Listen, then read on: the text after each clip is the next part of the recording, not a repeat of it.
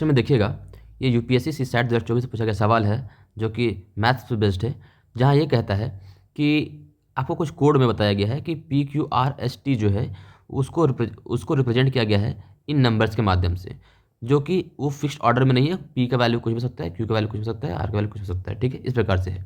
साथ में आपको कुछ कंडीशन दिया हुआ है कि Q माइनस एस जो है वो 2s के बराबर है और T is equal to R plus S plus 3 है, और आपको फाइंड करना है कि P plus R minus T का वैल्यू क्या है। ऑप्शन में दिया गया है 1 होगा, 2 होगा, 3 होगा, या फिर डेटा इनसफिशियंट है जिसकी वजह से इसको हम लोग फाइंड नहीं कर सकते।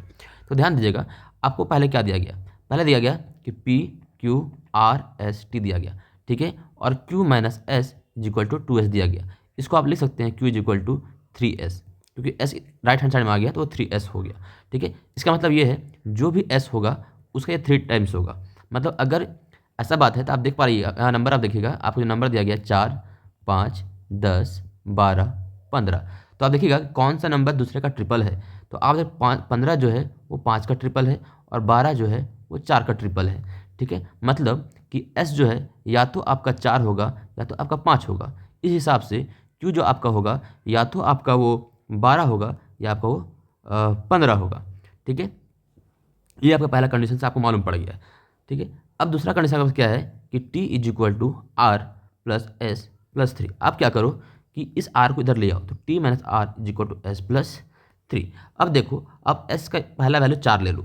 अगर आप 4 लेते हो तो ये टोटल क्या हो गया, ये 7 हो गया। क्या हो गया, 7 हो गया। मतलब T माइनस आर का डिफरेंस है वो 7 आना चाहिए, तो T और R का डिफरेंस 7 आना चाहिए। तो कौन से दो नंबर्स के माध्यम से, आप देखो यहाँ पे कि आप कौन से नंबर का डिफरेंस 7 आ रहा है। तो आप देख पा रहे होंगे कि अगर 12 में 5 गया तो 7 आ रहा है, 12 में 5 गया तो 7 आ रहा है, ठीक है। मतलब कि T आप 12 लेते हो और आप क्या लेते हो, 5 लेते हो, तो आपका 7 आता है, ठीक है। तो आप यहाँ देख पा रहे होंगे कि आपका यहाँ पे S हो गया 4, R हो गया 5, T हो गया 12 और कुछ आ रहा है आपके पास, हाँ।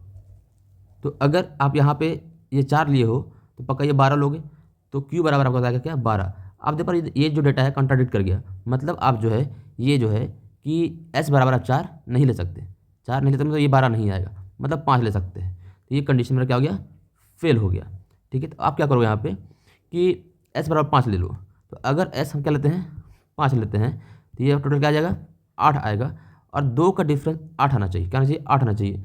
तो आप देखो किसका डिफरेंस 8 आ रहा है, तो 12 और 4 का, किसका, 12 और 4 का, यानी T मेरा कितना हो गया, 12 हो गया, R कितना हो गया, 4 आ गया। और आप देख पा रहे थे कि या इस हिसाब से आपके पास जो है वो S इज इक्वल टू 5 है, R इज इक्वल टू 4 है, T इज इक्वल टू 12 है, और चूँकि आपने 5 लिया S का वैल्यू, तो Q बराबर कितना आपके पास है, तो Q बराबर 15 है। तो जो बच गया वो आपका P है, तो P बराबर कितना आपके पास है, 10 के बराबर है। अब क्या करो, इस वैल्यू इस दिए हुए एक्सप्रेशन में पुट कर दो, तो P plus R minus T जो है वो क्या आएगा, तो P का वैल्यू 10 है, R का वैल्यू जो आपके पास है वो 4 है, और T का जो आपका वैल्यू है वो कितना है, 12 है। तो 10 plus 4 14 minus 12 is equal to 2।